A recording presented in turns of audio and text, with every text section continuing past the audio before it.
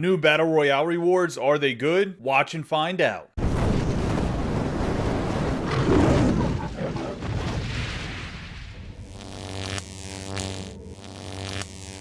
Ladies and gentlemen, boys and girls, children of all ages, this is Hopeful Chewbacca back at the Church of Chewbacca, and today we're going to go over the two brand new flawless 12-0 rewards for Battle Royale, which is the postseason 1985 George Brett and then the prime Garrett Anderson, as well as I'm going to go over the Roberto Clemente, or should I say Bob Clemente, that is in the reward path for Battle Royale. Give all three of the cards in-depth true reviews, let you know which one I would pick out of the Garrett Anderson and George Brett. Before we go over their true reviews, I'm going to give a quick overview of the Battle Royale reward path just so you guys kind of know what you're looking at as well. Let's get into it. So I call this the Battle Royale reward path. It's really the program for Season 2 of the Battle Royale. As you can see, at 5 Battle Royale points, it's going to be 1,500 stubs. Then it's going to be a BR program choice pack, silver player, 10 BR. Then you get the show 21 pack at 15 BR points, 20 BR points, 1,500 stubs. Gold player at 25, silver player at 30, 1,500 subs at 35, 40 gold player, 45 silver, 50 gold player, 1,500 subs at 55, 60 is going to be silver player. Balling is a habit, at least a guaranteed gold player. Chance of a diamond, I believe it's like 1 out of 10 or something like that, are the odds of the balling is a habit packs at 65 BR points. 3,000 subs at 70 BR points. Another gold player at 75 BR points. You get a balling is a habit 5-pack at 80 points. 3,000 stubs at 85 points. Then you get this Bob Clemente, aka Roberto Clemente, at 90 BR points. We're going to do a true review of this card, as I already mentioned. Then 95 BR points, you're going to get another 5-pack of balling as a habit.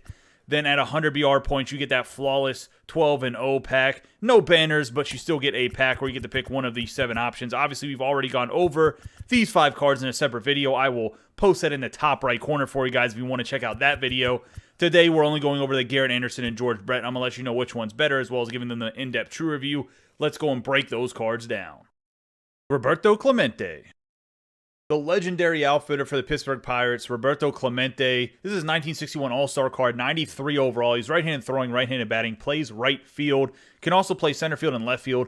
I think he's labeled as Bob in this card because when a lot of the players that came over that were of Spanish descent, that came from either the islands or came from South America, Central America, they went by more Americanized names because they wanted to fit in better, hence the Bob Clemente. But I don't really think he ever really went by Bob that much.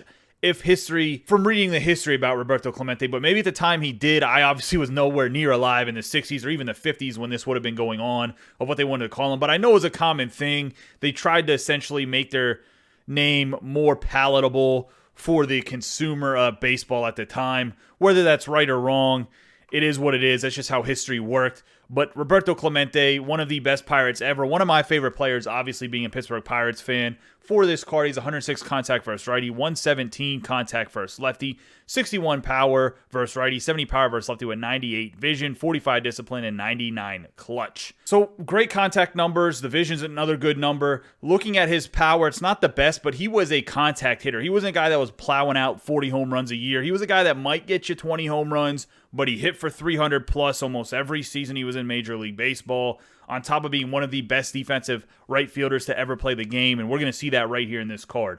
90 fielding, 99 arm strength, 97 arm accuracy with 84 reaction, then 61 speed, 12 stealing, 10 base running aggressiveness.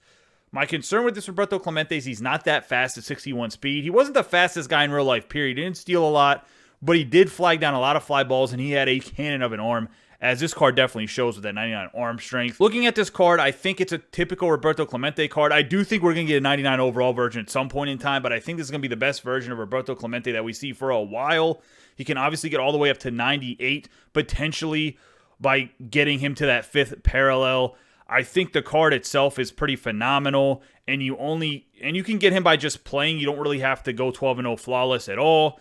It is going to be a bit of a grind, though, even if it allows you for 26, almost 30 days to complete this Roberto Clemente reward path to get up to him. I'm giving him 4.5 Chewies, and maybe it's a slightly biased rating, and the reason I'm giving him 4.5 Chewies is defensively, I think he's probably the best right fielder in the game right now that's not Joey Gallo, but he's a little bit faster than that Joey Gallo. He has the same arm, a little bit less fielding, a little bit less reaction, but I think that defensively he's great. He has tremendous contact. I think he could be a 8th spot guy or even your leadoff guy to get on base, set the table for you. I think that's what this Clemente brings to the team. Really like that about this card, and I really like his swing. I mashed the ball with his 85 whenever I was using it, so I do think that this Clemente will be very good for a lot of people. That's why we're going with the 4.5 Chewies. George Brett. The longtime third baseman for the Kansas City Royals, George Brett's his 1985 postseason card, 94 overall, left-handed batting, right-handed throwing. No secondary position. He's only going to be able to play third base for you. 6 foot tall, 200 pounds. And this card is one of those cards that every year a George Brett comes out. He never has a lot of power, but he absolutely rakes.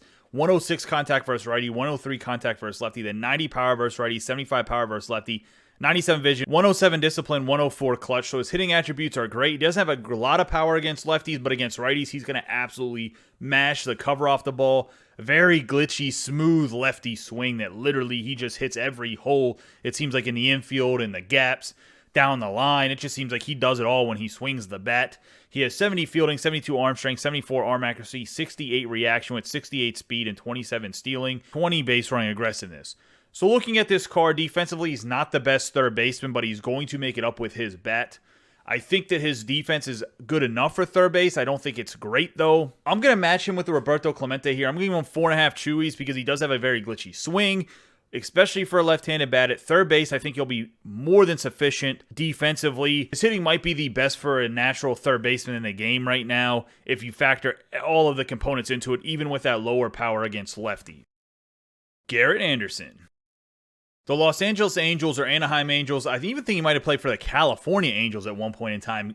This is Garrett Anderson in his prime. He was an outfielder for them. He played all over the outfield, mostly in the corners, but he did play some center field, especially earlier on in his prime. 93 overall. This has his primary left field, left-handed throwing, left-handed batting. Can also play center field and right field as mentioned. 6'3", 190 pounds. Age 31 for his prime. I do think some of his better years were in his late 20s. I think this was the back end of his prime, in my opinion. Looking at the card, 103 contact versus righty, 97 contact versus lefty, 85 power versus righty, 77 power versus lefty, 100 vision, 46 discipline, 107 clutch. Hitting attributes look eerily similar to George Brett with a little bit less power and a little bit less contact. The problem that's always with this Garrett Anderson is I loved him growing up in the fact that he just hustled. He was kind of like Bernie Williams. Like, he wasn't the best, but he did everything he could do to help the team and make them better. And he's one of those guys you needed on the team if you wanted to win games. That's how I kind of define Garrett Anderson. He wasn't the superstar in the team. You probably go to like a Tim Salmon or somebody else on the team over the Garrett Anderson if you had to pick like the superstar. But Anderson did everything you would need on your team to help them win. Looking at his fielding, he has 72 fielding, 75 arm strength, 79 arm accuracy, 70 reaction, 53 speed, 39 stealing, and 38 base running aggressiveness. Back to where I was talking about he'd do everything on the team. After we go over the fielding, that's just average fielding for an outfielder, not terrific.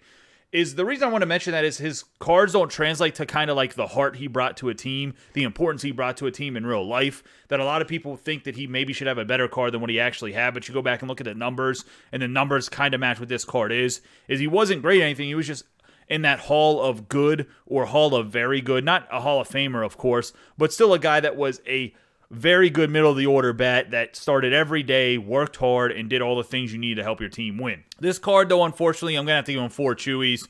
I do think he has good hitting. He has a decent swing. The fielding's average, maybe slightly above average. He's a little bit slow. 4 Chewies, I think, is fair. I think he's at the lower end of 4 Chewies. You could probably even argue a 3.5 Chewy rating. Just like with the George Brett, you could probably argue a 4 Chewy rating, but I gave him 4.5. So I did probably maybe grade these guys a little bit higher than they should, because they're all legends that I really enjoy playing with. I think they all have good swings. That includes the Clemente that I didn't mention in that little spiel right there. Let me know what you guys think in the comments down below about which 3 of these cards is the best. So if I had to go into this pack and pick between George Brett or Garrett Anderson for the 12-0 Flawless, I would pick George Brett. But if I picked out of one of these 7 and it was the first time I got there, I'd probably still pick Billy Wagner if I had to be honest with you. I still think Billy Wagner is the best option in this pack, and I do think Lou Brock's better than the Garrett Anderson. But I will say George Brett is probably second in this pack now behind the Billy Wagner if I had to pick, depending on what your infield looks like. Now, if you already have a really good shutdown third baseman, then maybe you don't go with the George Brett, you go with somebody else. But I do think George Brett is the best option. Now, if you have the whole collection and you have Chipper Jones, don't go George Brett. Go Billy Wagner, go Vlad Guerrero, pick up a second guy. Don't go with George Brett if you already have the Chipper Jones. I don't think moving Jones over to shortstop at this point in the game to pick up the George Brett is the move. Not quite yet. I don't know if it ever will be to move that Jones over to third base or move that Jones over to shortstop. I'd probably just keep him at third base. That's just my opinion. But I think George Brett but I think George Brett is a better option over Garrett Anderson between these two cards. I'd love to hear what your guys' opinion is about these three cards, as I already mentioned, the Brett, the Anderson, and the Clemente. Let me know in the comments down below. It really helps the YouTube algorithm when you guys comment. If you notice, the videos with the more comments seem to have more views. They get pushed out to other people on YouTube a lot more. As always, guys, I appreciate all the support you guys have been giving me. We hit 1,300 subscribers. I never thought the channel would ever get that big, to be honest. What I want to let you guys know, if you watch to the end of the video, is at 1,500 subscribers, I will be doing a giveaway for a $25 PlayStation or Xbox gift card. Don't forget to subscribe, like, and share this video with any of your friends that play MLB The Show 21. You guys have a great day and be safe.